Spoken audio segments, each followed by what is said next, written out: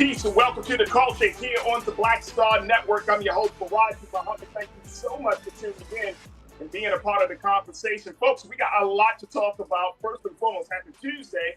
But we're going to first kick off the conversation with National HIV Testing Day, which is today, folks. We're going to be checking in with the Human Resources and Service Administration, HRSA, to talk to us about why this day is so significant and, most importantly, what we can do to keep ourselves safe. So we'll have that discussion. Also, we're going to be checking in with Ms. Z Clark, who's going to give us some insight about mindfulness and how we can manage our stress and handle our anxiety, especially in a world that is so crazy right now.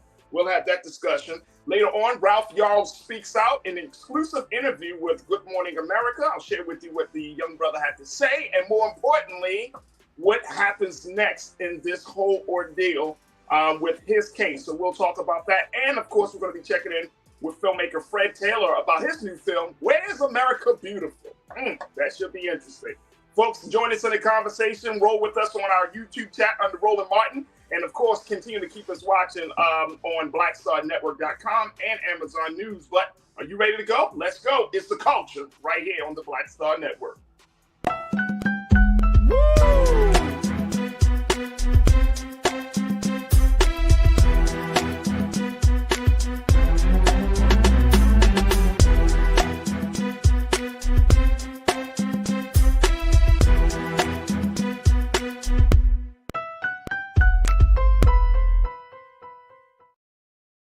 All right, folks, welcome to the culture here on the Black Star Network. I'm your host, Farajii Muhammad. Thank you so much for tuning in and being a part of the conversation.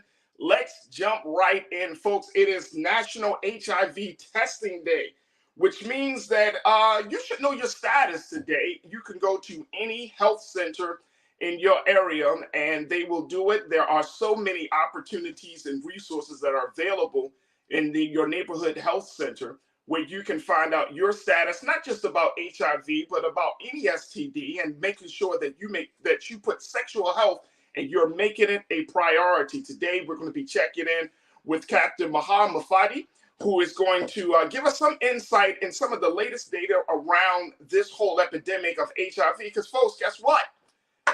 HIV is still around. AIDS is still around, and we want to make sure that we keep this in mind, especially when there is so many changes in relationships. There are so many changes in the culture. And so we want to make sure we keep you safe. So without further ado, we want to welcome Captain Mufati from the Human Resources and Services Administration, HRSA, to talk to us a little bit about what we can expect for National HIV Testing Day. Captain, welcome to the culture here on the Black Star Network. How are you, sir? Excellent. Thank you for having me, Farajii. Thank you for being with us. First and foremost, let's talk about this National HIV Testing Day, June 27th. How did this happen, Captain? How was this day designated to be the day where we should know our status?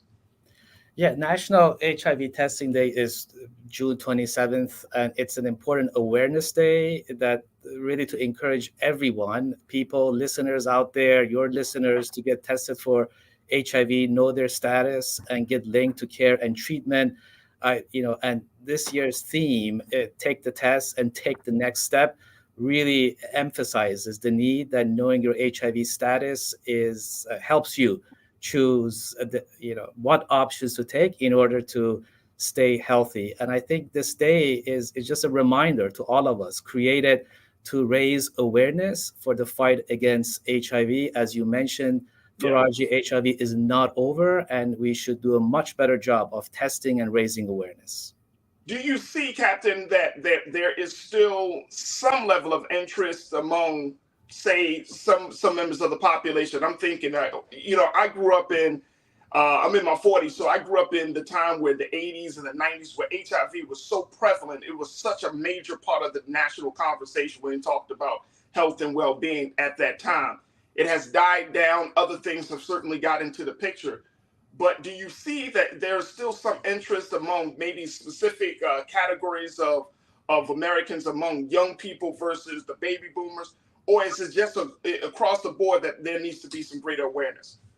Oh, that's a great question, Farajii. So, overall, just in terms of context, where are we with the epidemic? Overall, nationally, we've made some good progress. the last several years, the number of new infections are decreasing. In 2021, we saw a 14% drop in HIV among men who have sex with men, and people with HIV are living longer and thriving thanks to HIV medication and being virally suppressed. That said, we still had 32,000 new cases of HIV. Respect to your questions in terms of special communities, special populations, despite the progress we've made, HIV continues to have a disproportionate impact on certain populations, including, Black and Latino people, who account for a disproportionate share of new HIV diagnoses relative to their size in the population. And as you mentioned, gay, bisexual, and other men who have sex with men continue to be the population most affected by HIV. And lastly, young adults continue to be at risk with those under 35. So we have a lot of work to do despite the progress, which brings us to National HIV Testing Day. A lot of work to do. I want to share some more statistics that your agency, HRSA, has put out there because I think this is important. Keena, if we could post this quote about where health centers and where we are with this situation. Take a look, folks. Health centers serve as a key point of entry for HIV prevention services and the diagnosis of people with HIV. In 2021, health centers, quote, provided nearly 3.3 million HIV tests to more than 2.7 million patients, provided pre-exposure prophylaxis management services to over 79,000 patients, linked 83% of newly diagnosed patients to care within 30 days, treated over 200,000 patients diagnosed with HIV. And HIV in the U.S. receives services through the Ryan White HIV and AIDS program each year. In 2021, that program provided services to more than 576,000 people, which, Captain, sounds like there's a lot of work that's being done. There's people that are participating in this process to keep their health in place. But as you mentioned just a moment ago, there are still some challenges in getting this message out to specific segments of our community, whether you're talking about Black and Latino, you're talking about those who are in the LGBTQ community. So I'm wondering, what is the big challenge that you're seeing, that your agency is seeing in getting the message out? Is it that people are in the state of denial? Are people feeling like, well, if I catch HIV, and now we're at a point with our medicine, with our technology, that I can live with it, it's not such a big deal? What is the big challenge for you?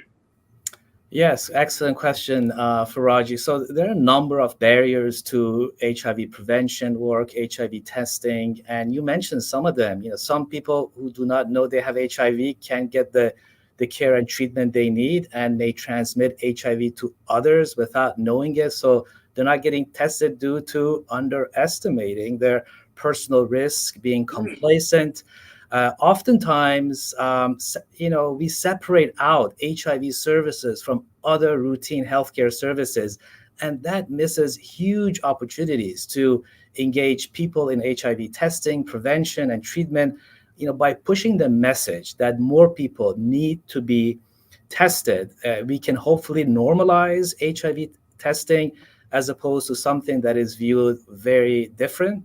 And then stigma, which plays a huge role in HIV. It is embedded in the experience of so many people seeking HIV prevention services, and literally stops people from visiting healthcare providers labeled as HIV or STD clinics. Yeah. So those are some of the barriers, challenges to why people are not getting the right HIV prevention work done. Captain, how should we have the conversation? How should folks have the conversation with their partners, whether they contracted HIV or even if they haven't contracted HIV? How do you have a conversation about such a big thing, especially when you're dealing with, if you're dealing with one partner or if you're dealing with multiple partners?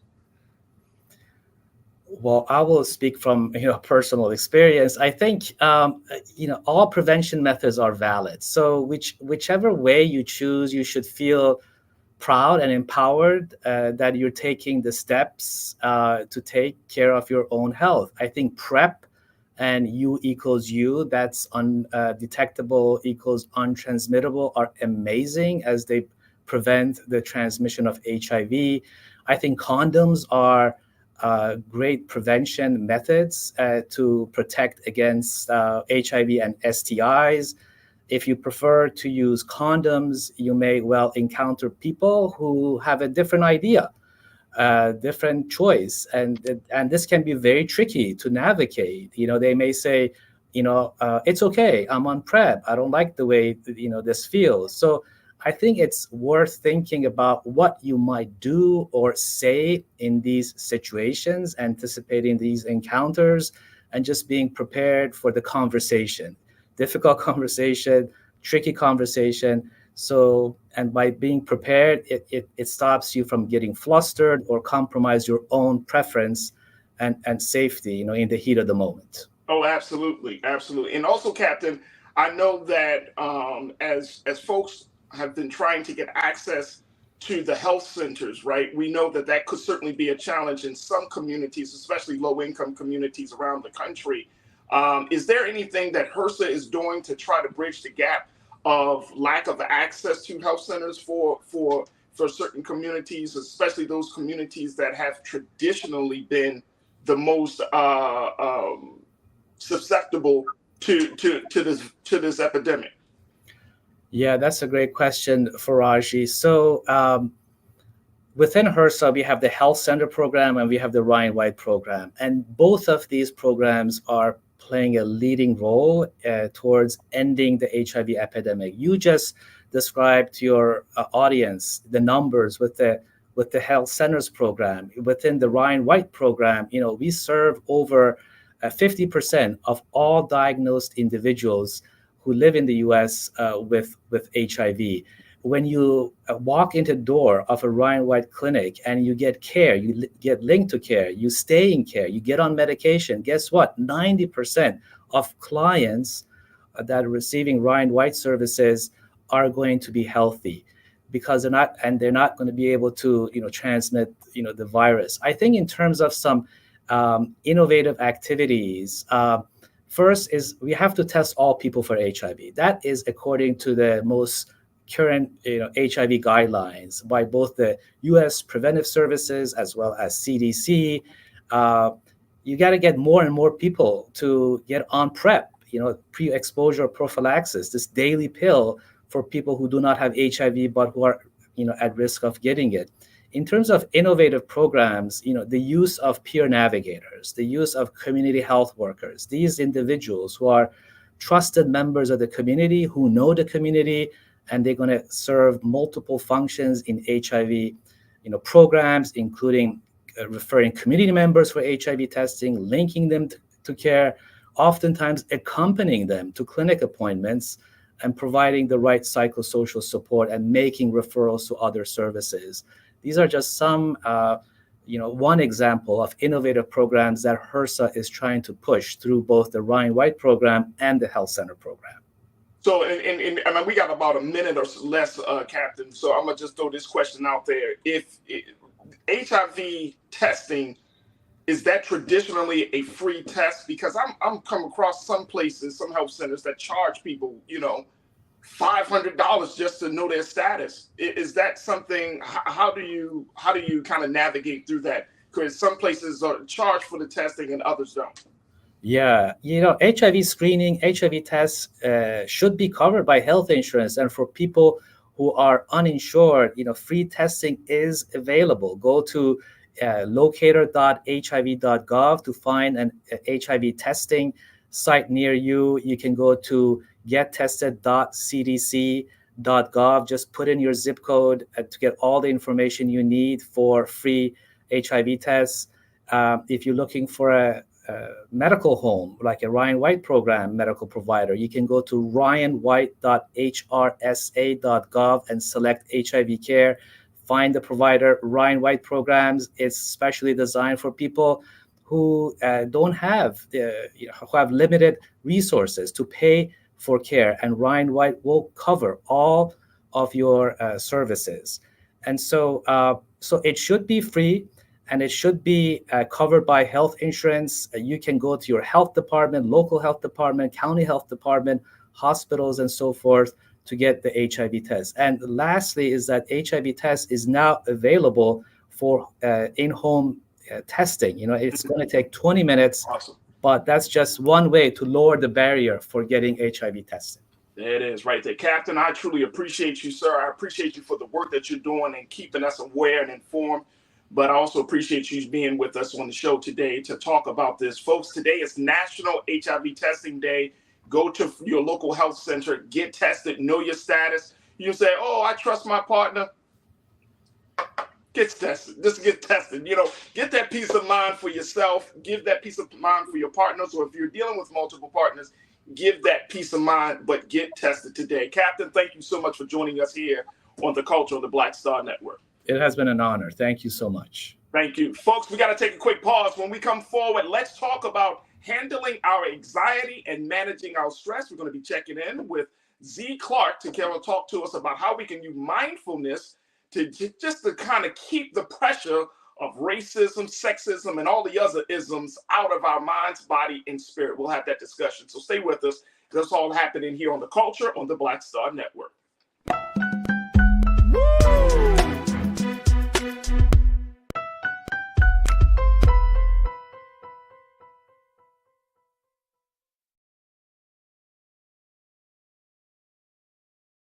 When you talk about blackness and what happens in black culture, we're about covering these things that matter to us, speaking to our issues and concerns. This is a genuine people-powered movement. There's a lot of stuff that we're not getting. You get it, and you spread the word. We wish to plead our own cause. Too long have others spoken for us. We cannot tell our own story if we can't pay for it. This is about covering us. Invest in black-owned media. Your dollars matter. We don't have to keep asking them to cover our stuff. So please support us in what we do, folks. We want to hit 2,000 people, $50 this month, raise $100,000. We're behind 100,000, so we want to hit that. Y'all money makes this possible. Check some money orders. Go to P.O. Box 57196, Washington, D.C. 20037-0196. The Cash App is $RM Unfiltered. PayPal is R Martin Unfiltered. Venmo is RM Unfiltered. Zelle is Roland at RolandSMartin.com.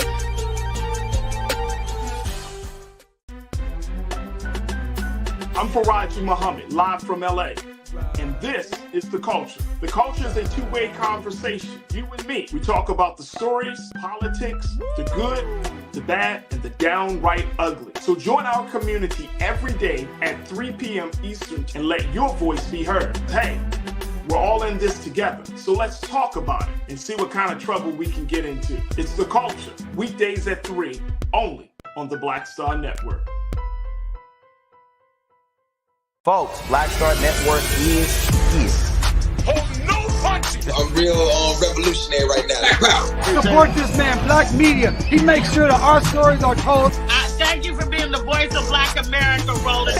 I love y'all. All momentum we have now, we have to keep this going. The video looks phenomenal. See, this difference between Black Star Network and black-owned media and something like CNN. You can't be black-owned media and be scared. It's time to be smart.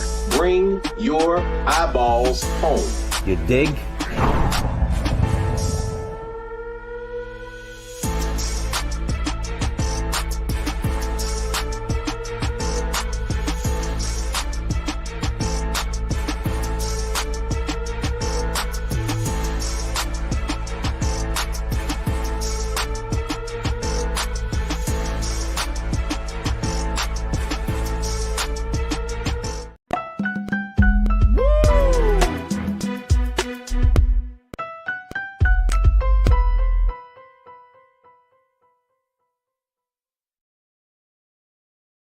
All right, folks, welcome back to the show. All right, next conversation, as we've been talking about health and wellness on the sexual side, let's talk about making sure that our mental health is in a good place. Now, we know that there has been a ton of things that can take us off of our dean, as they say. There are a number of things that can make us feel anxious. There are a number of things that can stress us out.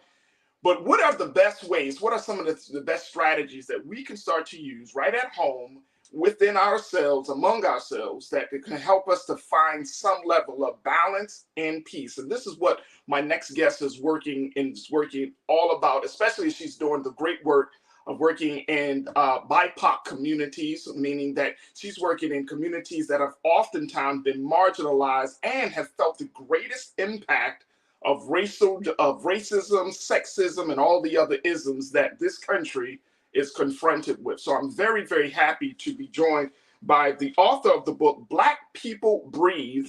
She is also a mindfulness instructor, and she travels around the country teaching us on how we can find peace and balance in a crazy, crazy world. Now, I'm so excited to have her joining us here on The Culture, right here on the Black Star Network, Miss Z Clark. Z, good afternoon. How are you this afternoon? Hello, I'm doing great. Nice to be here with you. You too. Thank you for being with us. All right, let me just throw it out there, Z, because you're doing some fantastic work. Mm-hmm. You're author of the book, Black People Breathe.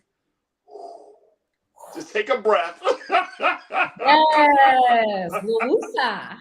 Do a little woosah, but you're traveling around the country. You're not only just talking to individuals, you're talking to organizations, you're talking to Fortune 500 companies, and you actually have a very unique experience because you came into doing this work of mindfulness, yoga. You were trained in India. So first, let's talk a little bit about your personal journey, and then we'll talk about that collective journey that you want us to be on. How did you get to that place? Yes, well, I spent over 20 years in corporate America working at big Fortune 500 companies, startups in Silicon Valley. And usually I'd be the only Black person, the only Black woman. And that came with a lot of microaggressions. People would say stuff like, hey, are you the new diversity hire? Or they would ask me questions that questioned my competence. Like they didn't believe that I deserved to be there. And ultimately that led to burnout because, we all have to work. Black people have to work twice as hard just to be treated like everybody else. I was working nights. I was working weekends, and burnout is real. Started to affect my physical health, my mental health, and my doctors were like, something's got to change. So I quit. I went to India. I joked that I did the Black girl version of eat, pray, love, but I learned tools that made me feel better than I ever felt my whole life. Wow. So you went to this trip. What took you to India though? Why India? Well, I had done yoga and I had done a little bit of meditation, but I always had white teachers, and I know that white people did not invent yoga and meditation. And I wanted to learn from the source. So that's why I went to India. I did my yoga teacher training there. I learned mindfulness, breath work. I even became a sound healer with Tibetan singing bowls. It was amazing. Wow. Now, this is all, and I can ask you 1,000 questions about your personal journey, but I think this is great that you kind of give us a little tidbit about your story because you take what you have learned in India, you've taken your personal experience of working in corporate America, dealing with racial issues, microaggressions. What was the tipping point where you said, you know what, I need to really take this thing to the next level. Let me teach my people about how they can survive and, more importantly, thrive in a world that is so filled with so many issues and challenges against Blackness. What was the tipping point for you? Well, what happened was I came back to the States and I had to get a job again, right? So I was back in corporate America, but also walking around in the streets. And you remember 2020, the racism was everywhere. And I found that it was my breathing practices that I learned in India that helped me to still remain calm. Like, for example, I play violin and I went to play violin at a violin vigil for a violinist named Elijah McClain, 23-year-old Black man that was murdered unarmed by the police. And you know what happened? We're playing violin. The riot police came with their weapons, right? Their tear gas, and I'm sprinting away with my violin. And it was the breathing practices that helped me to remain calm in this environment. And at work, when my colleagues were like, when I see you, I don't see color, right? And I'm like, and I'm getting real angry, right? And I might say something or do something that might get me fired. It was my breathing practices that allowed me to calm my nervous system so that I could respond in a way that didn't get me fired, or with the police that didn't get me killed. All right, so I got a question for you. When you have, and one of the things that you mentioned on your website is, let me make sure I pull this up because I thought this was interesting. You said that you want to help us to create the best flow for us to be in both work, home, and I throw out there the overall world, just to be in our existence in this world. When you have those type of incidents, and I think a lot of us have had those experiences, right? Yes. But when you have those incidents, should we kind of is what you're teaching is, some people might say, oh, well, she's just basically sucking it up and kind of moving on. Give us a little bit of understanding on that. Is that what's happening, or is it more of like, no, I'm not going to allow somebody else's negative energy to come into my space and disrupt me from being who I need to be? Like, what's happening there? Because some of our people, and I think you already know this, Z, somebody say, oh, you think what? And 0 to 60 says, we going. We off. Well, look, here's the thing.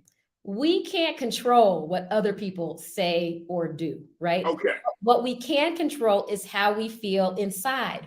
Are we going to let them impact our mental health and our physical health? Do you want to give them that power?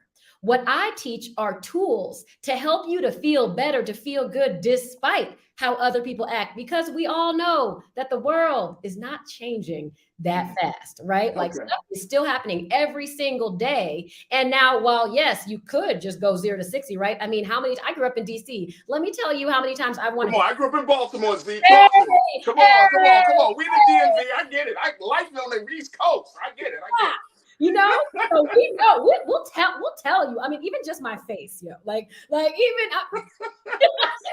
So here's the thing, that like if we tell them how we really feel, right, that might have a negative impact on the outcome. For example, look, I got stopped in my book, Black People Breathe, I have a chapter called Shopping While Black, where I tell a story. I was at the grocery store and a grocery store employee called the police and said that I stole deli meat. Now, let me tell you how hard it was for the police to find the meat in this vegan's car. Okay. They did, right? But now my DC would be like, mother, like, I don't have any, you know what I mean? I'm just cuss this dude out. But there was 2 dudes, white dudes, like over 6 feet tall. You can't tell, but I'm 5'2.5". Okay. And if I told them what I really thought, who knows if I'd still be here with you today. So I'm trying to give us tools to survive, but not just to survive, but to thrive, because I could have stayed mad, okay? You know that Black people have higher rates of high blood pressure than everybody else, right? Disease, okay, break it down. Dis-ease, right? And the microaggressions and the racism cause us disease, right? And now medical research shows that racism is a direct cause of our higher rates of high blood pressure, and it causes us chronic stress. And some of the symptoms, in addition to high blood pressure, weakened immune system. Let's talk about Black people and COVID. Okay. Diabetes. Who has higher rates of diabetes, right? Anxiety, depression, accelerated aging. Did you know that Dr. Martin Luther King was 39 when he died? But the autopsy showed that he had a heart of a 60-year-old. Yes, ma'am. We can't let this ma'am. That's why we need to breathe, right? To take care of ourselves. I'm about self-care. All right, so first and foremost, you're speaking to my heart right now, Z. Yes, I did read that, and I was blown away.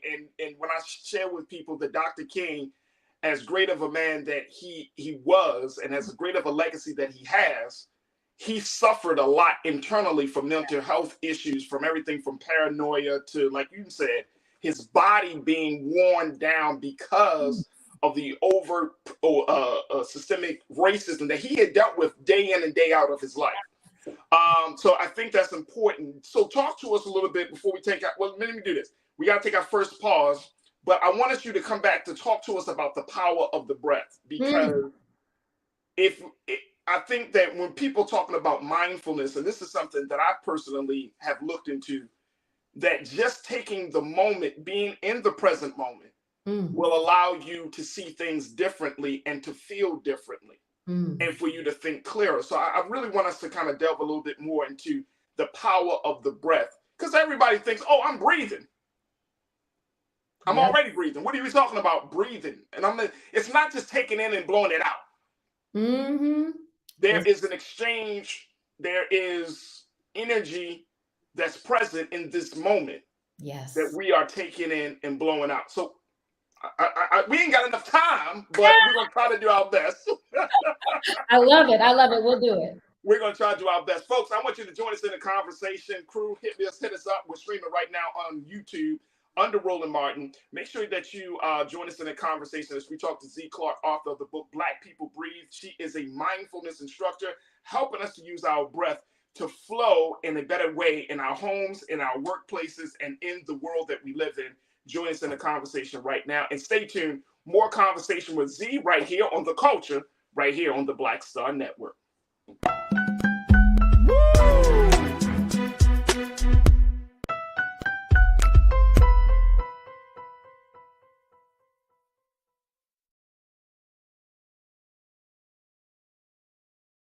Hatred on the streets, a horrific scene, a white nationalist rally that descended into deadly violence. White people are losing their damn minds.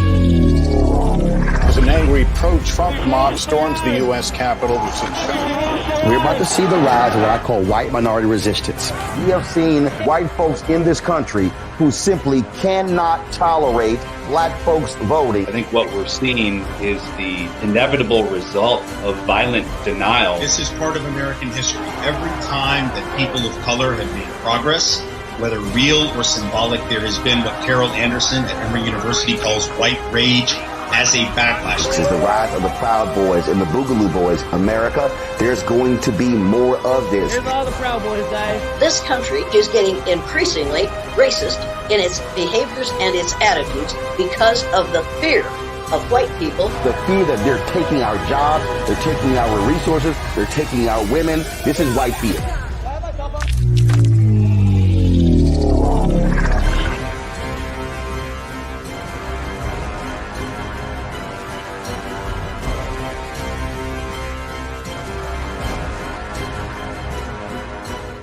Black Star Network is here. Oh, no punch! I'm real revolutionary right now.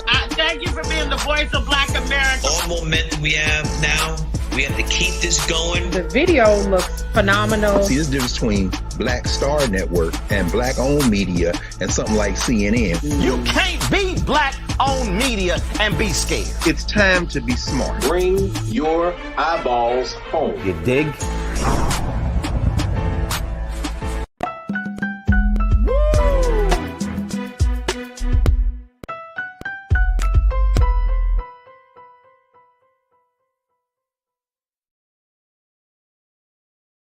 All right, folks, welcome back to the show. We've been chatting it up with Miss Z Clark, author of the book, Black People Breathe. There it is. Look how beautiful this book is. And it's an opportunity for us to learn about the power of the breath, to learn about mindfulness, and how to keep the negative energy of being Black in America from on the outside, and we can still find inner peace and balance on the inside. And Z has been just breaking it down, talking about her story, but more importantly, talking about why it's important for us to even have a conversation about mindfulness. First and foremost, one of our wonderful culture crew members, Janelle Fields, she checked in. She said, Farajii, her book has the most wonderful illustrations of gorgeous brown people. Thank you so much for bringing Z on the show. Janelle, thank you so much for making that comment, and wanted to share that with you too, Z, that you got some folks out there that truly appreciate the work that you're doing. But let's talk a little bit about this, the power of the breath. What is it about the breath that is so important for us to realize that something that we do, we breathe each and every day, and you know, I've heard it from pastors and I've heard it from healers and others that we take our breath for granted. We all know that someday it's going to happen, the big day of us transitioning from this life to the next. Yes. We all know that's going to happen. We're going to die. But there's something about making sure that we understand and we appreciate the power of the breath. Talk to us about that, Z. Well, the breath is life, right? That's the source of life. The breath is energy, right? And we all know, oh, take a deep breath, but let's get into it. Why, right? Well, see, the breath has the ability to impact our nervous system. So when hard things happen, right? When you see a police car, I don't know how you feel when you see a police but I'm like, my heart rate, right? They don't even have to be looking at me, and my heart rate goes up, right? That's real. That's real. That's real. So, but it's not just that, right? You might be at work, somebody might say something, right? People get upset, or you're anxious, you're worried, you're scared. You know, my chapter, Black People, in my book, Black People Breathe, I have a chapter called Safety is a Privilege, and we stay up at night worrying about ourselves and the people in our lives. Well, here's the thing. With the breath, we can actually change how we're feeling. And so I believe the breath is like medicine. Just like you take Advil when you have a headache, just like you take antihistamines when you have allergies, there is a specific breathing practice that you can do based on how you're feeling. If you're triggered, there's a breathing practice. If you are anxious, there's a breathing practice. And people might be like, I breathe all the time. What you talking about, sis? Well, it's breathing with intention. It could be long and deep breaths. It might be short and fast breaths. It might be holding your breath, but there's a specific breathing practice that you can do based on how you're feeling so that you can feel better. And guess what? It's free. You don't need to make an appointment. You don't need to go to a class. You can just go to my website, zclark.com, on the resources section and click on anger, click on frustration, click on tired, right? And you can do it anytime, anywhere. What is the physiological impact and benefit of that? Does it truly help you? Like when you're taking intentional breaths in, letting them out, being mindful about your breathing, what's the physiological? Does that allow you to think clearer? Does that allow you to move quicker? What's the physiological impact of that? Well, let's start with what happens when we are stressed or triggered or something challenging is happening is our sympathetic nervous system kicks in. Our sympathetic nervous system is our fight or flight or freeze nervous system. Your heart rate goes up, your breath gets short, you might start sweating. There might be parts of your body that tense up. And what breathing practices can do is they stimulate the opposite, the parasympathetic nervous system. That is your rest and digest nervous system to slow down your heart rate, to slow down the breath. And you're right. What happens is then you can think straight. How many times have you been triggered and you might say something that if you were calmer, you might not have said that or done that in the moment. And so it allows you to think clearly so that you can be in this world from your highest self as your best self, rather than an emotionally triggered self, which sometimes, you know, we all get there. It happens to the best of us. But breathing, especially in the moment when stuff happens, is the pause between stimulus and response, right? And just taking just one breath, right? One deep breath, one of the ones, the easiest tool in my book, Black People Breathe, is an extra long exhalation. Somebody says something to you that makes you be like, you know what I mean? Then you just... and you exhale for as long as possible. And then you can say what you think. And I'm not telling you to don't call people out. That's not what I'm saying at all. I'm saying that it gives you the pause to allow what comes out of your mouth to get you the outcome that you desire. It's like a natural reset button. Yes, exactly. Exactly. A natural reset button for the moments, for those tense moments. Yes. So what I'm hearing from you, Z, is this is not just about racism and all of the outward stuff. This is the type of stuff that can help us within our personal relationships with family, friends, our intimate partners, and things like that. Because we get into those conflicts, we get into those moments, and then, you know, I noticed that within the Black community, so much stuff goes down. I'm thinking about a situation. I was talking to my engineer, Keenan, about this just yesterday. But there was this situation in Chicago where this Black man punches this woman in the face while they're at a carryout just a few days ago. He punches her. She contacts her 14-year-old son who happened to be in the car to let him know what happened. The 14-year-old comes into the place, shoots at this Black man for touching his mom, for punching his mother. Yeah. And according to the reports, when the brother tries to run out because he just got shot, the 14-year-old follows him and shoots him again, killing him. And I think about how circumstances like this happen every day in Black America. Yes. From the fact that that Black man decided to put his hands on a woman to the fact that her response to that stimulus was, my 14-year-old son, get the gun and kill this Black man. Over something like this. And so the boy, of course, is going to prison. He's been charged for first-degree murder. The mother has been charged, and the other Black man is dead. So I'm thinking, like, to myself, as I'm listening to you, Z, I'm thinking to myself, we need a reset button in our community so bad, because I think a lot of drama can be put to peace. Yes. If we learn how to breathe and think. I completely agree with you. And this story that you're sharing is like, you know, it touches my heart because I have family members that have gotten involved in some violence due to their emotions being heightened and triggered in the particular moment. I want to share a breathing practice that's really helpful in the moment, right? When you're like noticing yourself just getting riled up and stressed out, and it's called a belly breath. What you do is you inhale and you stick your belly out as big as possible. You know, I invite you to do it with me. Just inhale. And then you exhale and your belly comes towards your spine. And doing that, just inhale, belly goes out as big as possible. And here's the thing is that that's counterintuitive. We're taught to suck it in, look skinny, right? But that's actually not good for our nervous system. And so if you are in the moment and you notice yourself getting triggered, just do a belly breath, which is just inhaling and sticking that belly out as big as possible. That will calm your nervous system. You know, I teach workshops at companies across the country to their Black employee resource groups. And I share this practice because often in the workplace, stuff like this happens, right? And, you know, you're with somebody and you still need to be there. You got to carry on. And a belly breath, they don't even need to know that you're doing it, right? They won't notice that you're doing it, but yet everybody's shoulders goes down when they do that, right? Their breath slows, their mind becomes clear, and then you can say what you need to say and act in the moment without regrets, you know, and that's Absolutely. a set without regrets. Absolutely. And my crew, I love my crew, Z. They keep me on top of things. They like, Farajii, just know that those charges against that mother and son has been dropped. And I've been kind of keeping I just found out about the story maybe a day or so ago. So, but we're seeing that it didn't have to get to that point. I mean, he was wrong for putting his hands on. So I definitely understand the 14-year-old.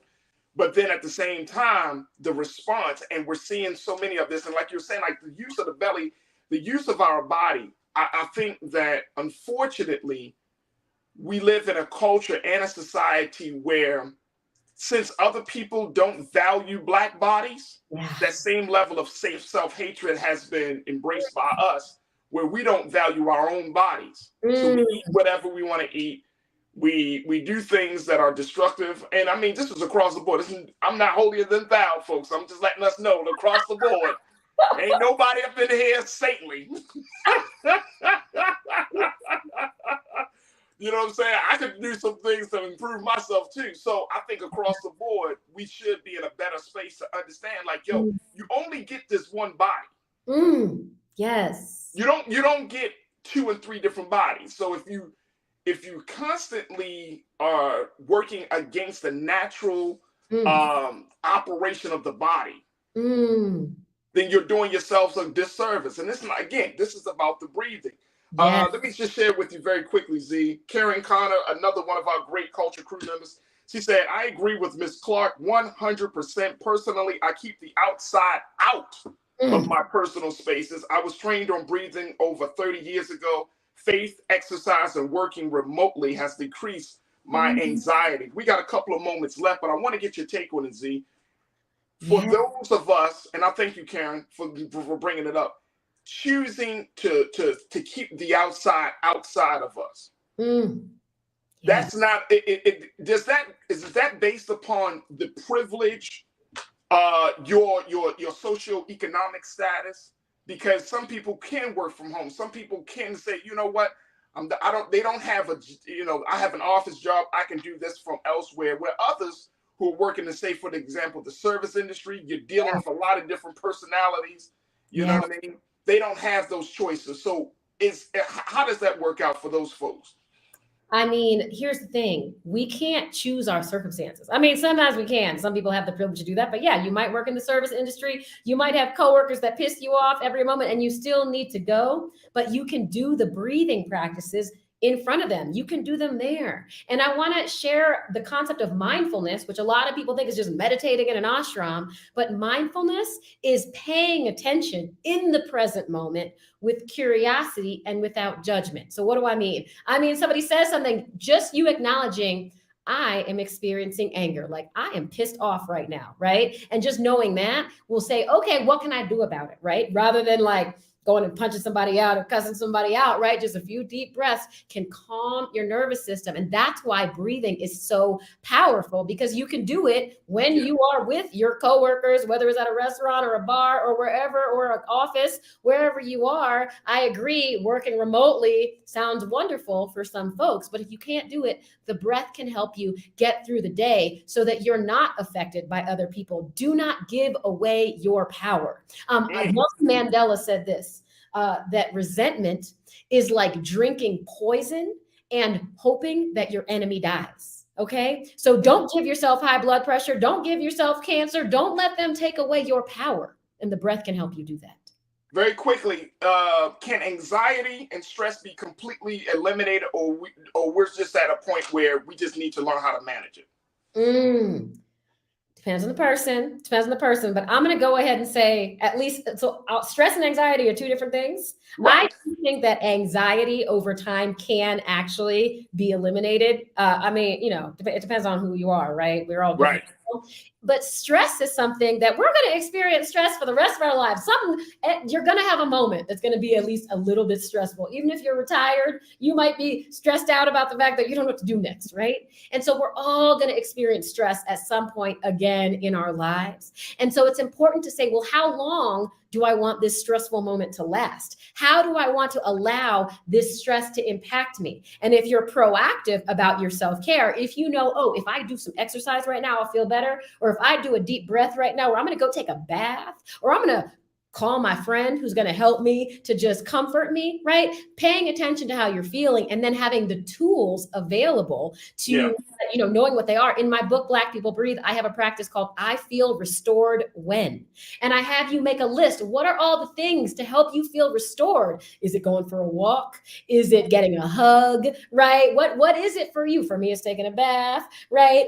And to do those things when you are stressed. So stress will never go away. But if you have the tools to handle them, then it will turn into chronic stress. It might only last 5 minutes instead of ruining your whole day. All right, I got 30 seconds left. Loretta Baker, one of our brand new Culture crew members, and Loretta, thank you for your support of us here on the Culture and the Black Star Network.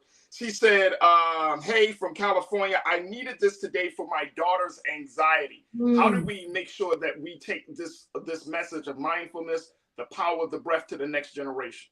Well, first of all, setting an example, right? So if your child sees you stressed out all the time, sees you easily triggered, well, that's not a good example for them. So that's number one. But number two, these breathing practices that I teach can be done by children. In fact, I have a 6-year-old niece who was like, I really loved your book, but can you make one for kids? So I'm thinking about it. Come on, that got to be done now, Z. I know. For the babies, got to be done now, sis, for the babies. I hear you. But one, I'd say set an example, and then two, teach them how to breathe and teach them, you know, now there's a lot more emotional intelligence learning in public school curriculums, depending on where you live, right? And just having a child acknowledge how they're feeling, naming the emotion, another practice in my book, Black People Breathe, just naming it takes away the power of that emotion, because everything is temporary. Yeah, it is right there. AZ, I could be talking to you all day, sister, but I can't today. Maybe another day. Maybe another time. I mean, you know, we're from the same area. You understand me. No, I truly, truly appreciate the work that you're doing. I appreciate your personal journey, but more importantly, I thank you for taking this personal journey and making it a collective journey for all of us. So I thank you for the great work that you're doing. Folks, Z Clark, author of the book, Black People Breathe. Make sure you go to her website today, zclark.com, zclark.com. Get all of the latest news and information about how you can use mindfulness and breath work to improve your life at home, at work, in your community. And Z, I just can't thank you enough, sister, for being with us. And most importantly, Z, thank you for being so good for the culture. I love it. Have a great rest of your day. You too. Thank you. All right, folks, we got to talk soon. We got to take a quick pause. When we come forward, let's talk a little bit about this latest, this exclusive interview that Ralph Yarl gave to Good Morning America. I'm going to share with you some of the details and get your take on it. Stay tuned for that. And then later, we're going to be checking in with filmmaker Fred Taylor about his film, Where is America Beautiful? Stay with us. A whole fantastic next hour is coming up at you right here on The Culture on the Black Star Network.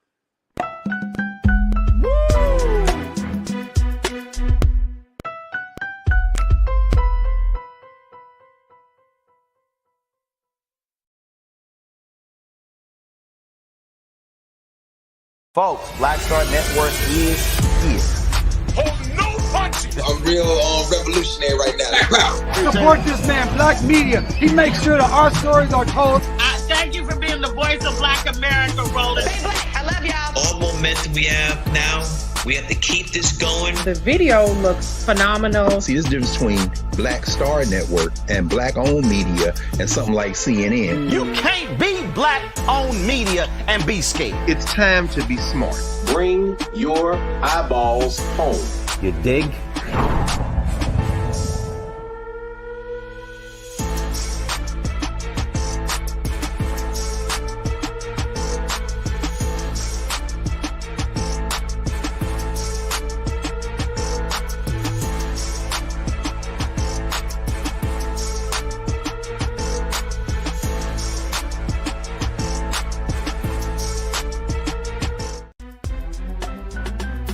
I'm Farajii Muhammad, live from LA, and this is The Culture. The Culture is a two-way conversation, you and me. We talk about the stories, politics, the good, the bad, and the downright ugly. So join our community every day at 3 p.m. Eastern and let your voice be heard. Hey, we're all in this together, so let's talk about it and see what kind of trouble we can get into. It's The Culture, weekdays at 3, only on the Black Star Network.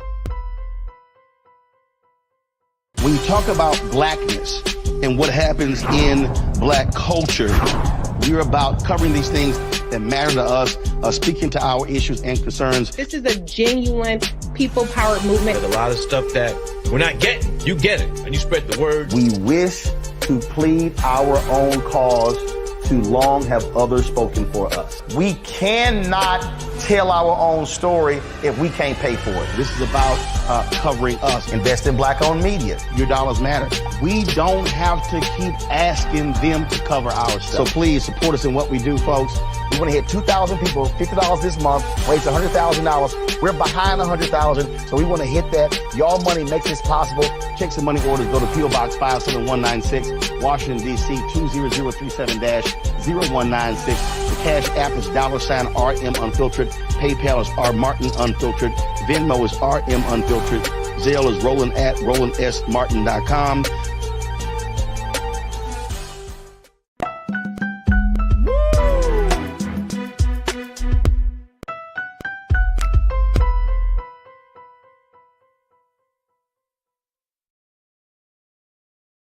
Folks, welcome back to The Culture here on the Black Star Network. I'm your host, Farajii Muhammad. Definitely appreciate you for joining us. And if you're tuning in from YouTube, thank you. We're streaming live right now on YouTube under Roland Martin. You could join us in a conversation as one of our Culture crew members today. And you could just post your thoughts and share your questions as we have these conversations. Also, make sure you tune into us on blackstarnetwork.com as well as Amazon News on your Roku television. All right, folks, the next conversation we wanted to have was about an exclusive interview that 16-year-old Ralph Yarl did with Good Morning America. The 16-year-old, y'all remember Ralph. He is the young brother who was shot in the head after ringing the wrong doorbell. He decided to do this interview as this is his first time speaking out since the situation. And I have to say, the fact that this man is giving an interview, this young brother rather, is giving an interview after being shot in the head and the arm is a miracle in and of itself. But more importantly, to hear his recollection of the story is even more telling of what happened on that day of April 13th when he rang the doorbell of his former neighbor Andrew Lester, who is an 84-year-old white man who is accused of shooting the young brother. He rang the wrong doorbell and essentially was shot after he rang the doorbell by Andrew Lester. He heard Mr. Lester say, quote, "Don't come here ever again," before he fired the gun. This is according to Ralph Yarl. And now Mr. Lester is facing 2 felony charges in the shooting. Now, here's the crazy part. And crew, I want y'all to join us in the conversation for this, so post your comments on YouTube. But according to Andrew Lester, he said he thought Ralph was trying to break into his home and he was scared to death due to the boy's size. How crazy is that, considering who breaks into your home by ringing the doorbell? Okay. Young brother Ralph Yarl, he's shorter than 6 feet and probably under 170 pounds. He said in the interview, he said, I'm thinking there's no way he's actually going to shoot. Then it happened. I want to play just a couple of seconds as a brief excerpt of this interview that Ralph Yarl did, an exclusive interview that he did with Good Morning America. Check this out. Were there any words that were exchanged before he shot you? He only said 5 words. Don't come here ever again. There are a lot of things that are going on inside my head that aren't normal. I've been having headaches, trouble with sleep, and sometimes my mind is just foggy. Like, I can't concentrate on the things that would be easy for me to do.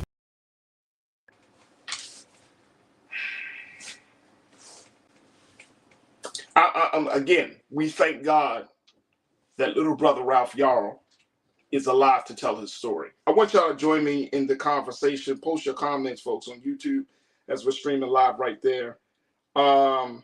Bernice, you checked in. Bernice King, you said, yes, the racial strife, COVID, daily tension has caused the increase of conditions. So you talked about the little bit of the mental health and the things that we're facing in this country, but we're also facing a deep-seated, unfiltered level of racism, Bernice, and I think you understand that with this whole situation.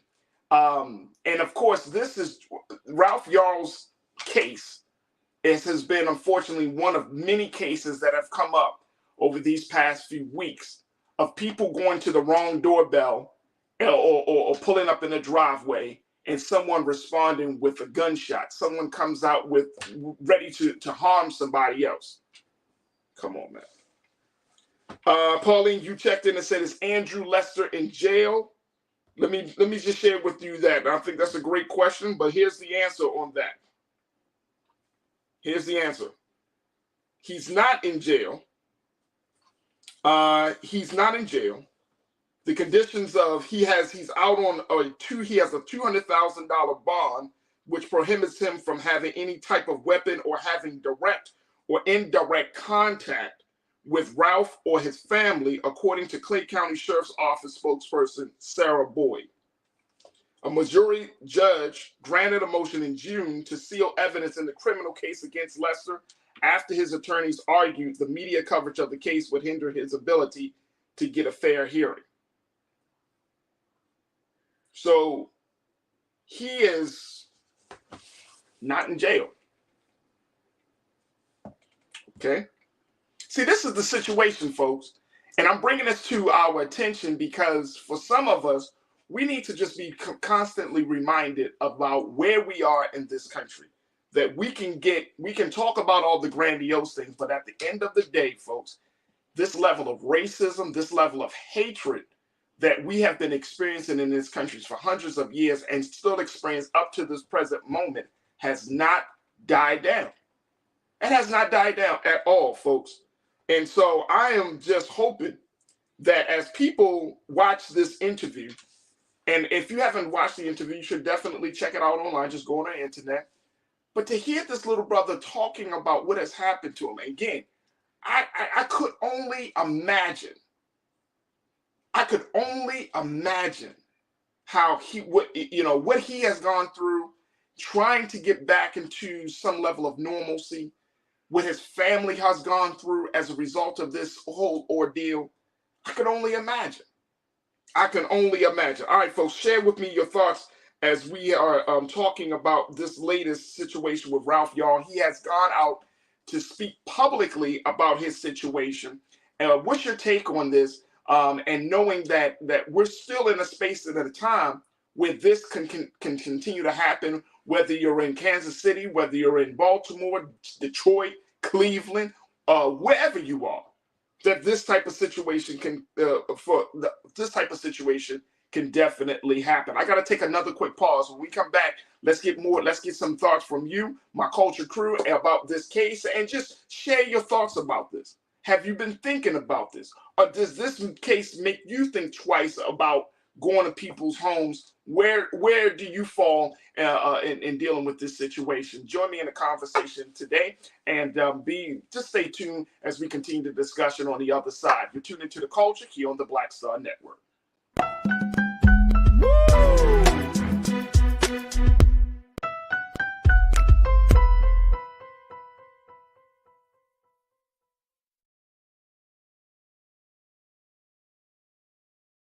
Hi, I'm Dr. Jackie Hood Martin, and I have a question for you. Ever feel as if your life is teetering and the weight and pressure of the world is consistently on your shoulders? Well, let me tell you, living a balanced life isn't easy. Join me each Tuesday on Black Star Network for A Balanced Life with Dr. Jackie.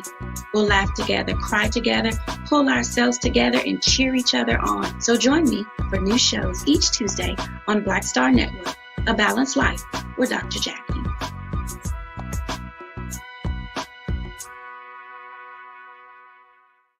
Black Star Network is here. Oh, no punch! I'm real revolutionary right now. Thank you for being the voice of Black America. All momentum we have now, we have to keep this going. The video looks phenomenal. See, there's a difference between Black Star Network and black-owned media and something like CNN. You can't be black-owned media and be scared. It's time to be smart. Bring your eyeballs home. You dig?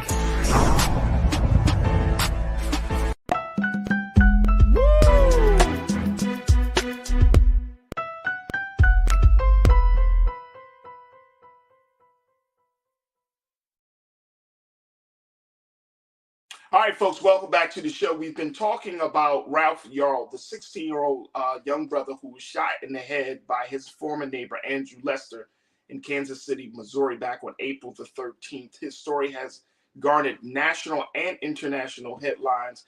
And when he was shot in the head, he was shot in the arm, and now he is able to tell parts of his story. He said in this exclusive interview with Good Morning America that since the shooting, he has experienced headaches, trouble sleeping, and difficulty concentrating.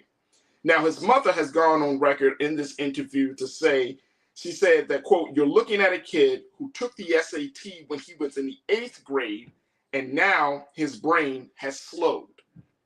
Physically, he looks fine, but there is a lot that has been taken from him." We continue to pray for the recovery of Brother Ralph, and more importantly, to pray for the family, because this has struck home for a lot of people in this country, especially Black youth. There he is again, folks. He's trying to get himself together. He's trying to move on. But this is something interesting. This is something interesting that he revealed in this conversation on GMA. He said that he's past any feelings of hatred for Andrew Lester. He said, but he believes Andrew Lester should be convicted for the alleged crimes. He said that justice is just the rule of the law, regardless of race, ethnicity, and age. And as I just mentioned, when it was asked, Pauline, you asked this question, what happened to him? Is he in jail? Andrew Lester hasn't been in jail. He was detained for less than 2 hours, according to the reports on the night of the shooting by the Kansas City Police Department. But almost a week later, he turned himself in, and then he was released on bail. So he has not really served any time for this heinous crime. This is an attempted murder. An attempted murder, folks. And little brother Ralph said, when he heard the last words that he said at that time when he was shot came from Andrew Lester, he said those 5 words, "Don't come here ever again." This man was trying to kill this little boy. This man was trying to kill this little boy. And Kansas City is playing around with a murderer. or attempted murderer. Janelle. Oh, well, let me go over to Melvin, then Janelle. Melvin, you checked in and said we may have corrupted people in a corrupted society, but everyone doesn't fall into that category. Some seem to have lost the ability to give the benefit of the doubt and see the humanity of others. Well, what has gotten us to that place there, Melvin? What has gotten us to that place where we don't see the humanity of others? Because that has been, and I'm so happy that you brought that up, because that's something that I personally try to keep at the forefront of our mind, that after a while, we just don't see each other as human beings. We see each other as objects in the way. You know what I mean? It's like we just see each other as a means to an end instead of an end, right? So when you can take or attempt to take a human life with no regard, with no thought, with no compassion, then that says a lot about the quality of your heart, your mind. That says a lot about your eyes. That says a lot about who you are. So we're talking about this time in America. This is 2023, and you mean to tell me that people have such a hatred? I'm talking about this deep-seated, seething hatred for Black people, for Black youth, that has come to this point. And so at 84 years old, you're talking about, you know, there's the old thing in Melvin, I'm sure you probably heard this too, brother, that as you get older, you should be getting wiser. But we're seeing the opposite effect of that in America. It seems like as you get older, you're getting more ignorant. As you get older, where you're supposed to have a full understanding of life, you understand people, you understand changes, it seems like the opposite is happening, where as we get older, we come inward. We become more isolated. We become less, what's the word I'm looking for, folks? You know, you're not able, you're not willing, rather, to really understand people's experiences. You become less patient with people, less tolerant of people. You become grumpy in your disposition. You become hateful in your heart. Because, you know, I don't want nobody to bother me. As if you haven't learned the lessons of how to interact with other human beings in the same space at the same time. That's the part about it. You get older and you become more like a child than you do as a grown, mature, adult human being. Melvin, you also said we have moved the goalposts of what civilized means. I love that. I love that. I love that. I absolutely love that. Thank you so much, Melvin. Because this ain't civilized behavior. This is not civilized behavior. You can't say that we are a civilized society and you got incidents like this happening. Karen, my sister, thank you, Melvin. Karen, you checked in and said, our young Prince Ralph Yarl is blessed to be alive and articulate. Facts. I hope he will file and win a civil lawsuit against the shooter. Personally, I only visit homes of people I know well. But it was a simple mistake. You know what I mean, Karen? Simple mistake. You know, sometimes he was trying to pick up his brothers. He said in the interview that he didn't even know what the family of where his brothers were staying, what they looked like, who they were. But they actually were like a block or so down from where the shooting took place. But he didn't know anybody. So he said when he saw Andrew Lester come through the door, he just thought it was somebody's grandfather. You see what I'm saying?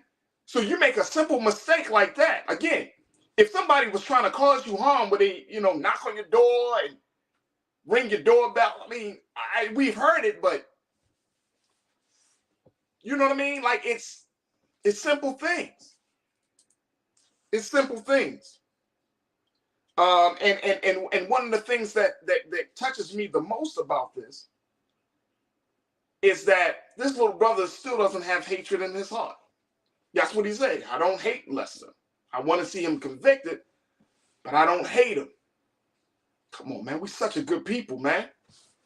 I'm telling you, we are a very special people.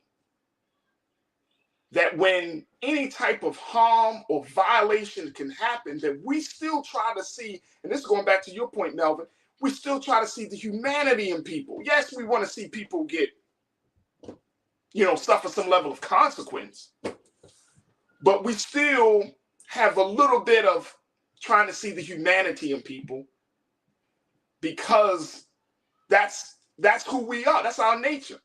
That's why when we talk about black on black violence in this country, right, it disturbs us to the core of our soul, because when other folks commit violence against us, we show our humanity.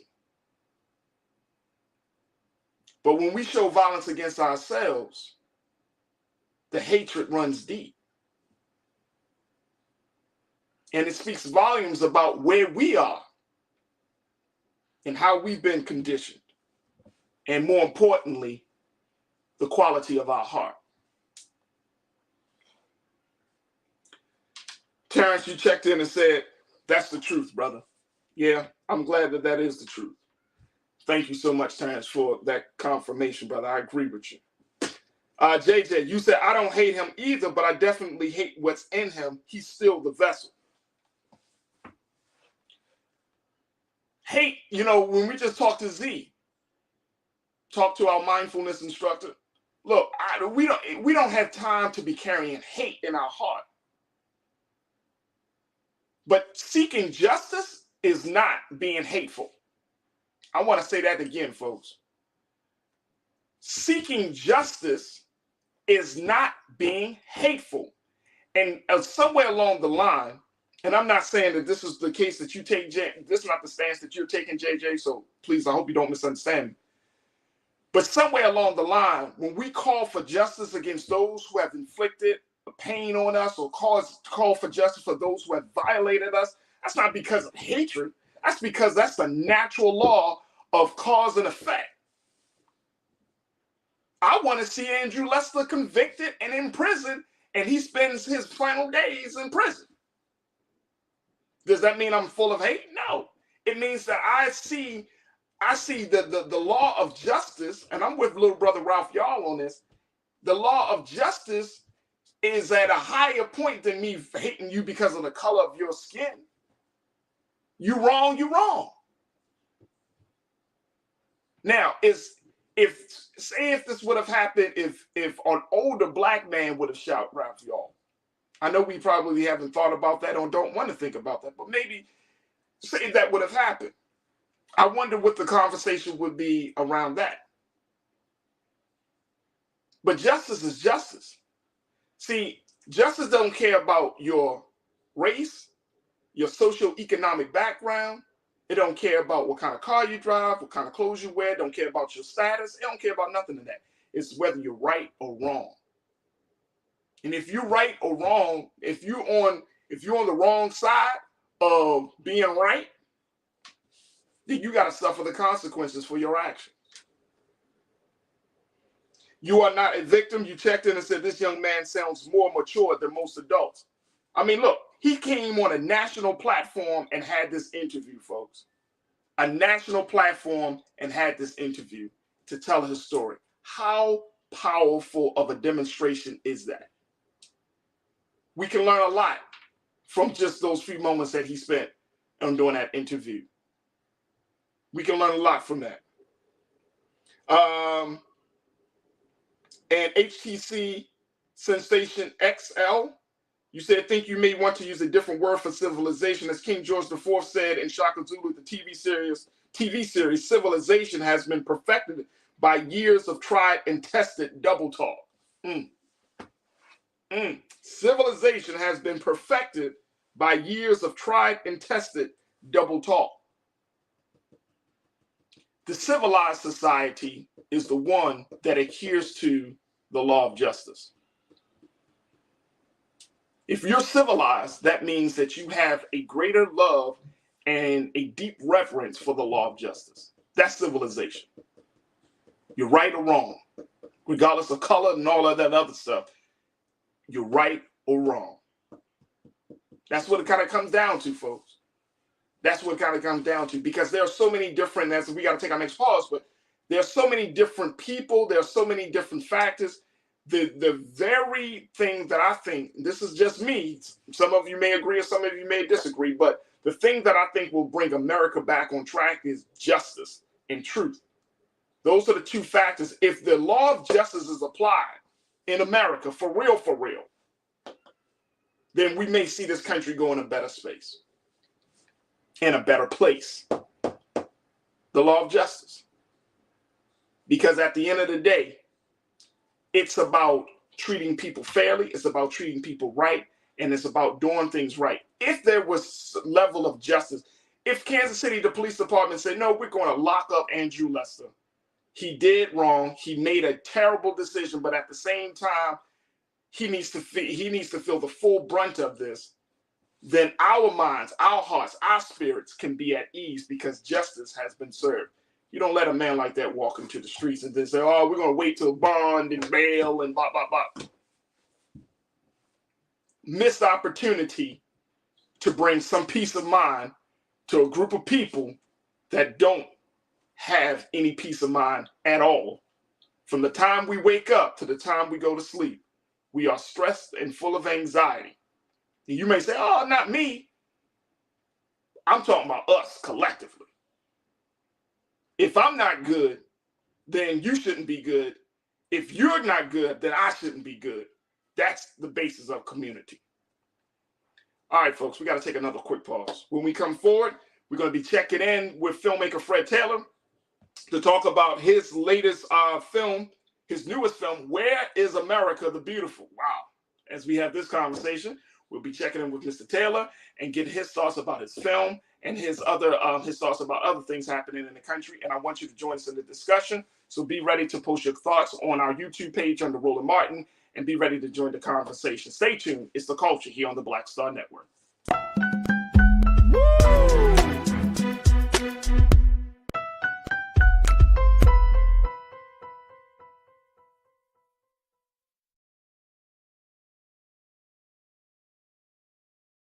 Black Star Network is here.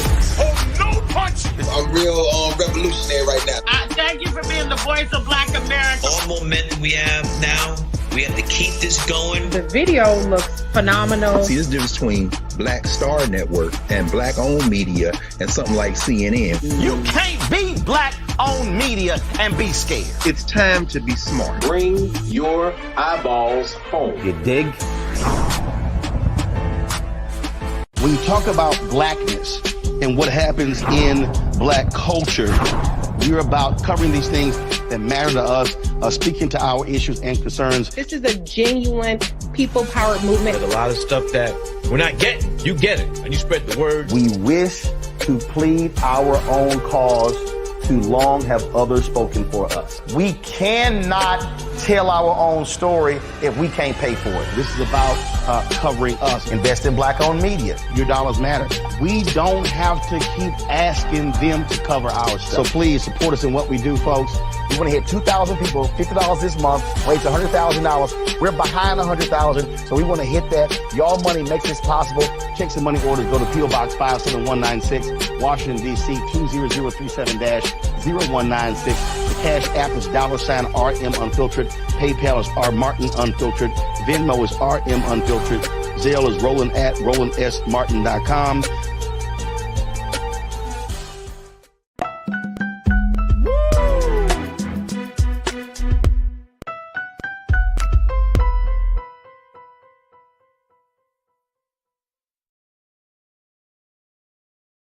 All right, folks, welcome back to The Culture here on the Black Star Network. Our final conversation today is with a brother who was the previous guest on the show, and I truly enjoyed having this brother talking to us. And now he comes back, not just having conversation, but to talk about his new project, Where is America the Beautiful, which is a new film that he has produced and directed. So I'm happy to welcome back to the airwaves of the culture here on the Black Star Network, Mr. Fred Taylor. Fred, thank you so much, brother, for joining us once again. How are you this afternoon? Very well. It is a pleasure and an honor to be here, my man. Seriously. Absolutely. I appreciate that. Thank you, Fred. Thank you. This is a project that I think that we need to talk about. It speaks volumes about where we are right now in this country. The previous conversation, we were talking about that interview with Ralph Yarl. First and foremost, Brother Fred. Yes, sir. With that situation, I'm just interested. I just want to pick your brain on that real quick. Like, how do we, quote unquote, make sense of it all? You know, it's really interesting because there's many things in life that we can't make sense of, that don't make sense to us. You know, it doesn't make sense to, have the transatlantic slave industry. It doesn't make sense to lock people in chains. It doesn't make sense to have 85% of the labor in the South before the Civil War be slave labor. It doesn't make sense to, after you free these people, for them to live in apartheid for 100 years. It doesn't make sense for you to systematically destroy their leadership. It doesn't make sense to put liquor stores and check cashing places on every corner in their neighborhoods as well. It doesn't make sense to encourage young Black male youth to only think about sports as well. None of it makes sense. And so can you really wrap your mind around it? And is it the place where we should be constantly focusing? We should have conversations, we should have discussions, we should draw lines of demarcation. But at the end of the day, we have to find our own path. We have our own tribe to think about and to seek out what we would consider is our land of milk and honey, our particular mountaintop as well. Over and over and over again, the system that is in place in this country is saying we are not allowed to participate in what they are doing vis-a-vis the seat at the table. So I really think the conversation at times is less about trying to figure them out, but how do we build our own table and have our own seats? How do we build our own table and have our own seats? Absolutely. But you're saying, and I think the approach that you're taking is very interesting in the sense that you're saying that if we have to accept the fact that some things won't make sense to us. Yeah.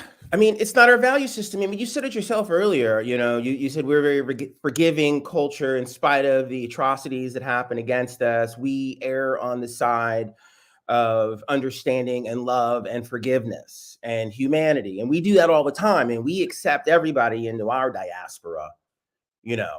We had to accept people that were the products of, sexual assault for hundreds of years into this country as well.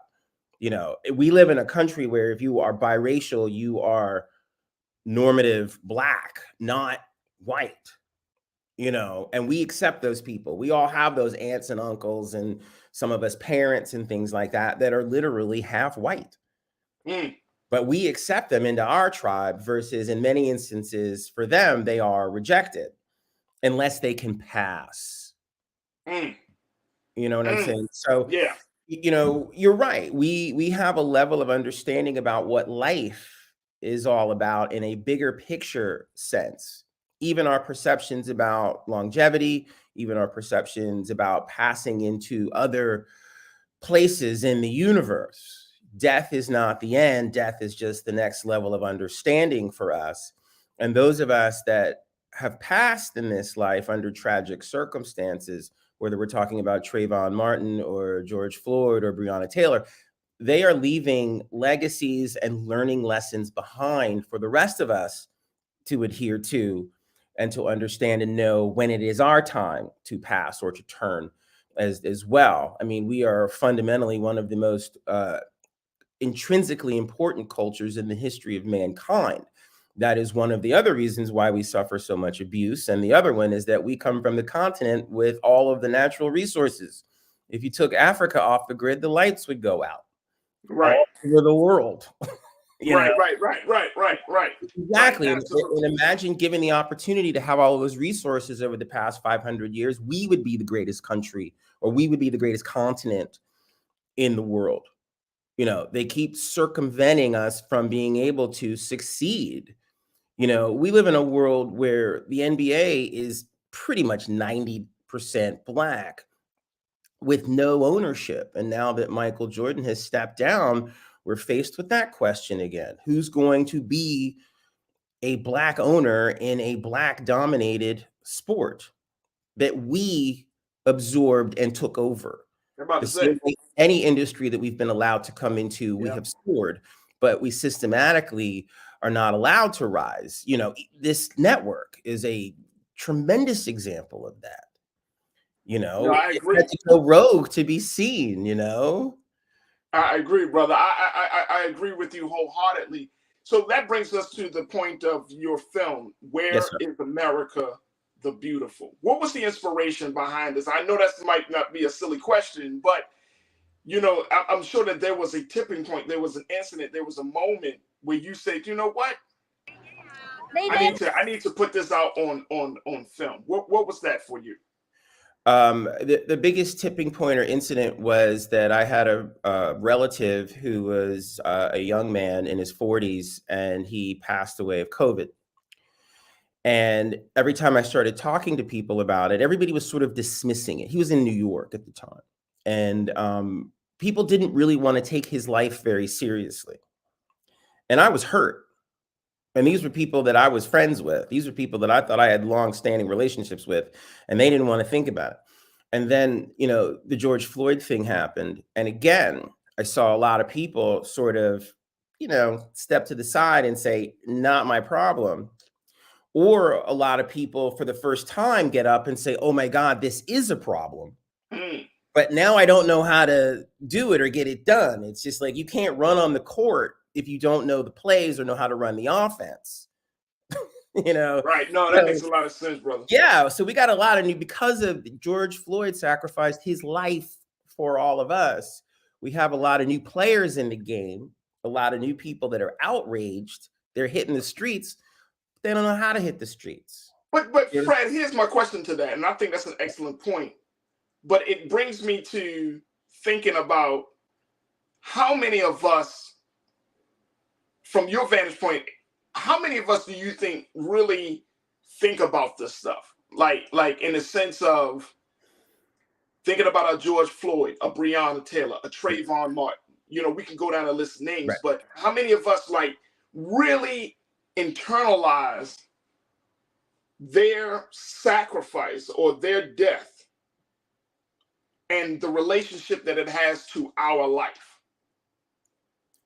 Not many, not enough. We're too distracted.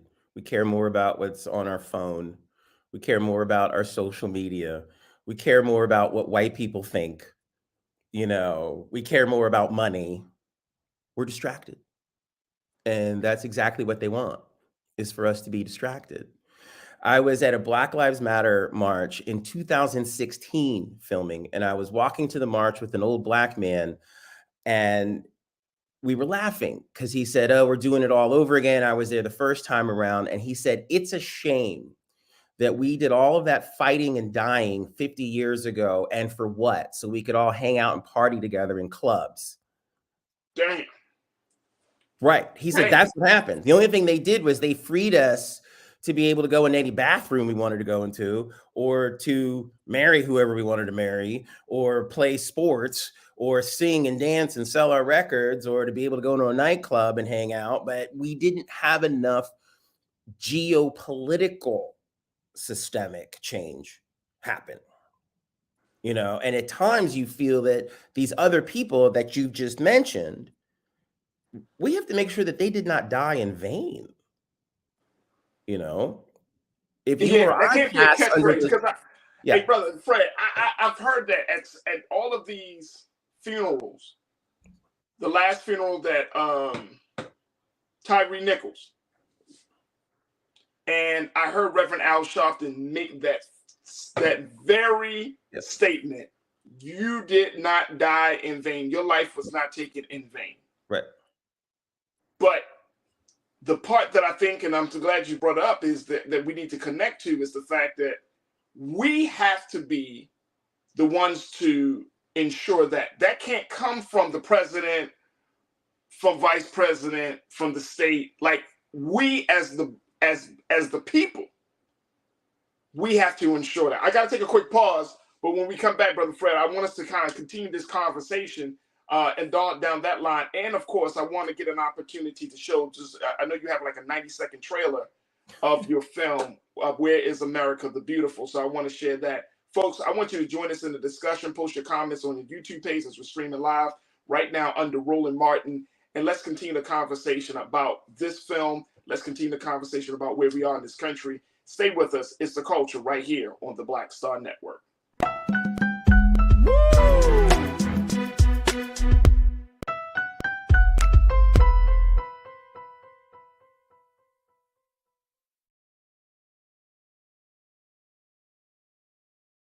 Folks, Black Star Network is here. Hold no punches. I'm real revolutionary right now. Support this man, Black Media. He makes sure that our stories are told. Thank you for being the voice of Black America, Roland. I love y'all. All momentum we have now, we have to keep this going. The video looks phenomenal. See, this difference between Black Star Network and black-owned media and something like CNN. You can't be black-owned media and be scared. It's time to be smart. Bring your eyeballs home. You dig?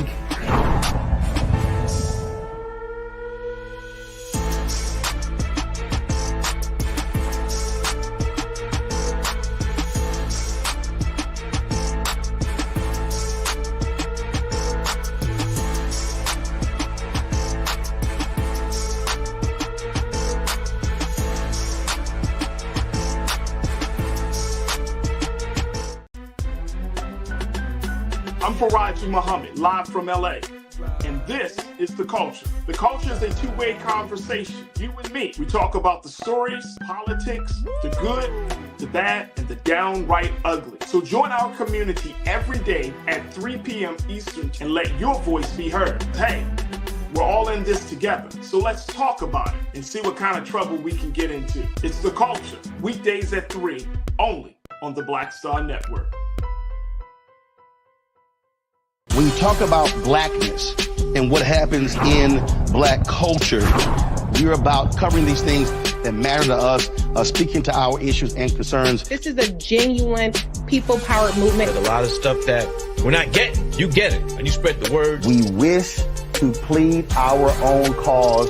Too long have others spoken for us. We cannot tell our own story if we can't pay for it. This is about covering us. Invest in black-owned media. Your dollars matter. We don't have to keep asking them to cover our stuff. So please support us in what we do, folks. We want to hit 2,000 people, $50 this month, raise $100,000. We're behind 100,000, so we want to hit that. Y'all money makes this possible. Checks and money orders go to PO Box 57196, Washington, D.C. 20037-0196. The Cash App is $RM Unfiltered. PayPal is R Martin Unfiltered. Venmo is RM Unfiltered. Zelle is Roland at RolandSMartin.com.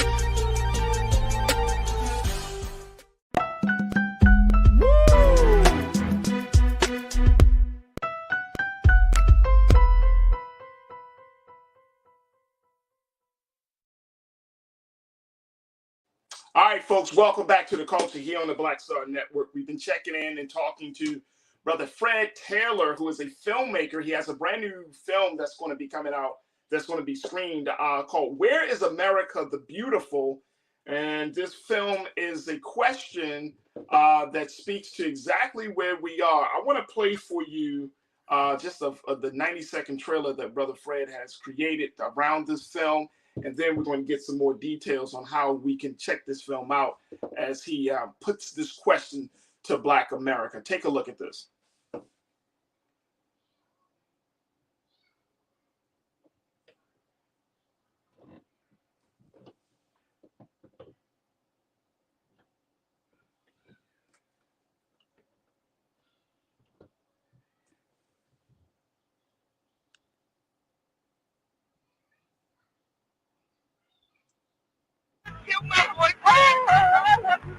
He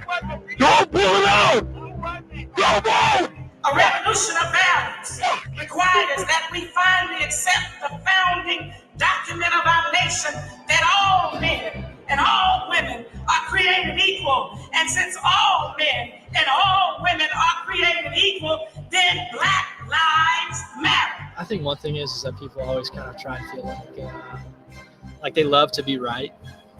I'm Jewish, I'm female. I've witnessed in the history books different moments of oppression and discrimination, and that hurts. That hurts. You know, it affects me. We need to get back to our priorities. How did we get to this position, and how can we get ourselves out of this position? Did you vote? What, George, I know that, and the people know it. And, something happened there, and something bad happened. How many more fucking people gotta die?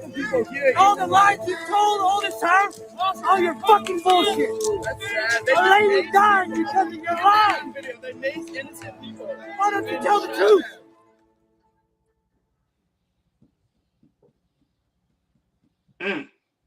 Brother Fred, yeah, that's some powerful images, brother. Powerful. Some of those pieces of video and everything that you put in the film, I'm familiar with, and the other pieces I'm not familiar with. But that's powerful. That is powerful. Talk to us a little bit about this film, brother. Well, it's interesting. You talked about the things that you recognized, and then the things that I'm sort of bringing to the table, bringing to the mix is as well. It's all of those things. It's like we are the summation of all of these images that are thrown at us or hurled at us every day. And so it's about really putting these things into context and putting them into a perspective that is justice for all. You know, too much we have been taking images and turning them into opportunities and venues and agendas for only specific people. You know, similar in the past, like you watch old movies and you're like, wow, there's no Black people in these movies. You know, we have that same problem in the news cycle and the news media now. That's why you guys have this network. I mean, it's like, hey, here are these images and we're going to show you them in a positive light rather than in a negative light. Or we're going to use them as discussion points for elevating the culture rather than continuing to beat down this group of people that we have been colonizing for 500 years. Right. You know, that's what this is about, is sort of a reorganization of visual language. So yes, there are images that you've seen before that you need to see again. And then I'm adding in these other elements of things that you have not seen. For instance, there are images there of a Trump rally and stuff like that I went to. And, you know, as Black as I look right now, I was that Black then too, trying to go to a Trump rally. And what was the feedback that you got? What was kind of response that you got? And, you know, because I know that I've seen images and video of some Trump supporters who are very vocal about where they stand, you know what I'm saying, with Black people, with the country, and all of those things. So what was your experience like? They're as vocal as us, and at times, maybe even more. They're all about it. They're doubling down. You know what I mean? It's kind of like you get into an argument with somebody and you say, okay, let's go outside and talk about it. And you turn around, you're trying to discuss it with them and they punch you in the mouth. Dang. Now, what are you going to do? Because the discussion is over. You going to just lay down or are you going to hit back? So that brings me to this point then, Brother Fred, where when we talk about,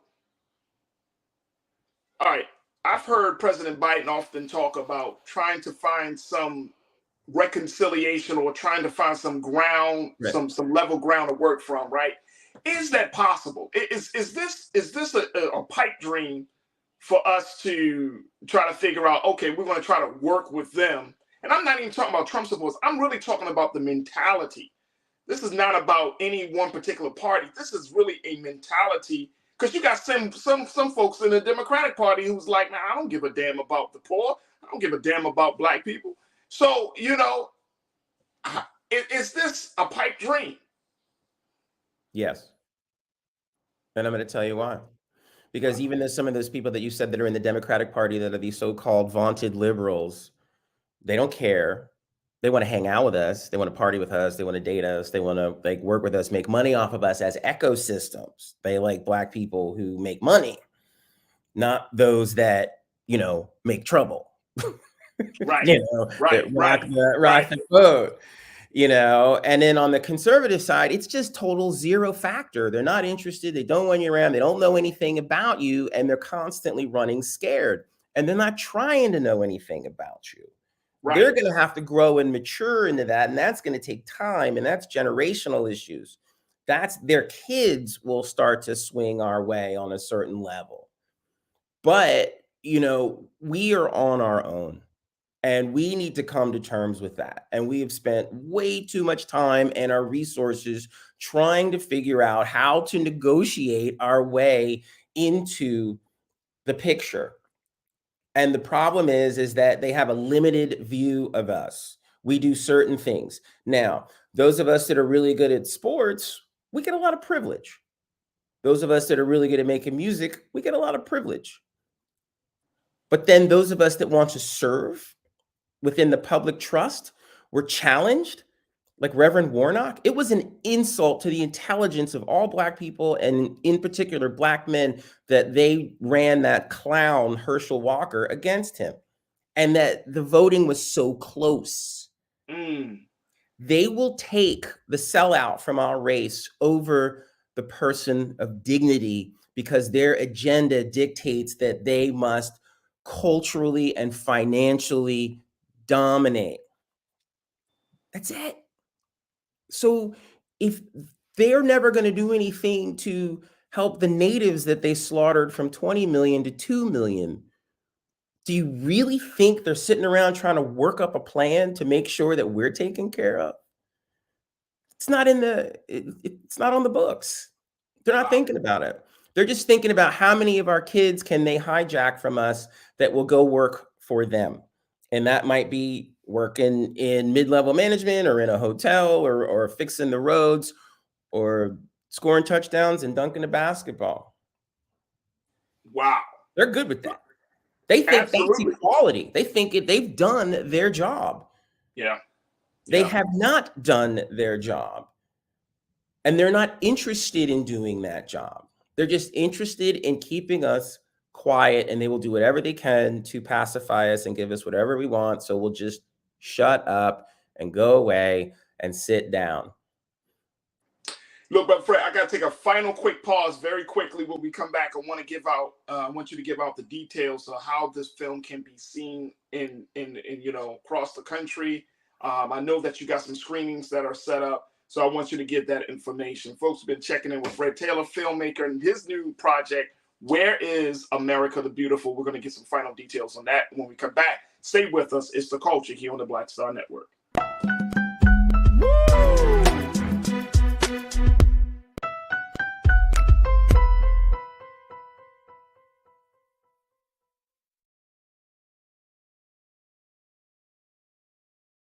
Hatred on the streets, a horrific scene, a white nationalist rally that descended into deadly violence. White people are losing their damn minds. As an angry pro-Trump mob storms the U.S. Capitol, we're about to see the rise of what I call white minority resistance. We have seen white folks in this country who simply cannot tolerate Black folks voting. I think what we're seeing is the inevitable result of violent denial. This is part of American history. Every time that people of color have made progress, whether real or symbolic, there has been what Carol Anderson at Emory University calls white rage as a backlash. This is the rise of the Proud Boys and the Boogaloo Boys. America, there's going to be more of this. Here's all the Proud Boys, guys. This country is getting increasingly racist in its behaviors and its attitudes because of the fear of white people. The fear that they're taking our jobs, they're taking our resources, they're taking our women. This is white fear.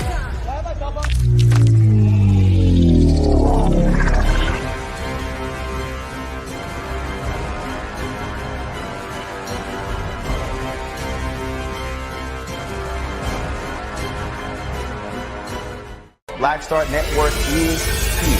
Oh, no punch! I'm real revolutionary right now. Thank you for being the voice of Black America. All momentum we have now, we have to keep this going. The video looks phenomenal. See, there's a difference between Black Star Network and Black-owned media and something like CNN. You can't be Black-owned media and be scared. It's time to be smart. Bring your eyeballs home. You dig?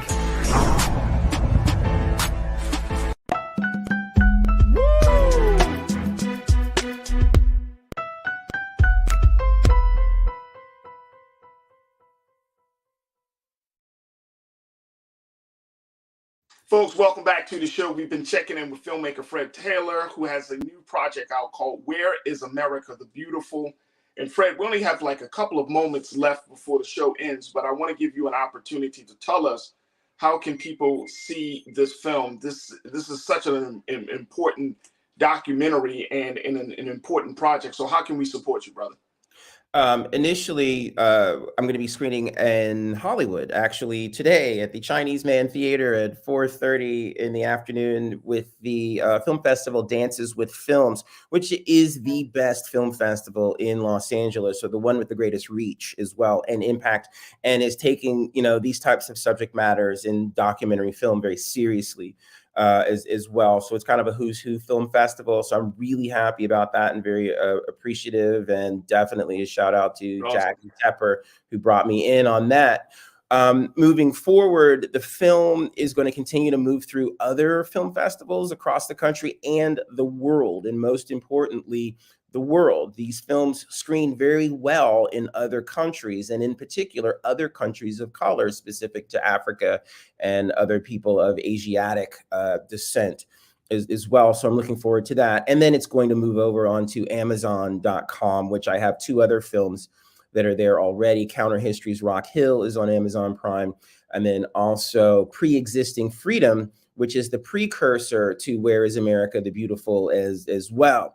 That film came out before this one. So as I keep making these documentaries, they hit harder and harder and harder until the point is being made as well, because we continue to march our way to freedom. And I, as a filmmaker, want to document it as well. You can go on YouTube and see a music video from this particular film as well under Where is America the Beautiful. There is a Where is America the Beautiful Instagram page, and you can find me on Instagram and all my other social media at FR3DER1CK. That's FR3DER1CK. That's everything. That's me. You will find everything, and you will also find it on my production website, which is tomorrowpictures.com. So I'm easy to find, and That's all awesome. this stuff is out there. That's awesome, Brother Fred. We got 30 seconds. What is the big message that you want people to embrace or take away after seeing Where's America the Beautiful? That one of the most important groups of people that have built this country are people from the African diaspora, and without Africans, there would be no America. End of story. And we cannot move forward as a society and accomplish anything until we resolve these matters of race and culture. And our race and culture is connected to everybody else's. And if we all did a bunch of DNA tests, we'd discover that the vast majority of us have some African ancestry as well. And we need to stop playing this game. And that's what this is about. Where is America the Beautiful? We're looking for it. And when we find it, we can stop playing these games. But we got to find it. And so we got to go on that journey and that search together to make this happen. We are all a lost tribe until we are all free. There it is. And guess what? Part of that journey is watching films like this to wake you up from the stupor of thinking that we're the problem when we're really the solution. I know, we're turning into a couple of old black men. That's all what's happening. We're just the old black men in a barber shop. Right. Facts. Hey, Brother Fred, I appreciate you. Good luck on making this film as successful as I know it should be and can be. But thank you so much for once again joining us for the conversation here on The Culture. You got it. God willing, we'll be reconnecting with you soon, brother. Absolutely. You're doing great work and you're doing important work. Thank you. Thank you so much. Folks, make sure y'all check it out. Where is America the Beautiful? And as you can say, follow Fred Taylor on all social media and continue to support Black cinema that has a purpose. All right, folks, that's going to do it for us. I thank each and every one of you. I thank my fantastic guests for joining us this afternoon. Make sure you do your due diligence. Check us out at blackstarnetwork.com, blackstarnetwork.com. Go to the website, download the app for free on all of your devices. And, of course, we are asking for your financial support because we want to be independent and free in our ability to tell our story the way we should tell our story. So your donation matters 1,000%. go to blackstarnetwork.com. Also follow us on social media at Black Star Network on all social media platforms. And then while you're on social media, make sure you follow me, yours truly, Farajii Muhammad. You can find me at The Real Farajii on Instagram. I'm looking for more Instagram followers so we continue to put the word out. And you can find me on Twitter as well as Facebook. But I thank you for your support. Stay tuned. Up next at 6 p.m. Eastern Standard Time is Roland Martin Unfiltered. As always, never be afraid to challenge what's wrong. Stand for what's right while being yourself in the process. God willing, we'll talk tomorrow for another live edition of The Culture right here on the Black Star Network. Have a great afternoon and evening, and we'll talk soon. Peace.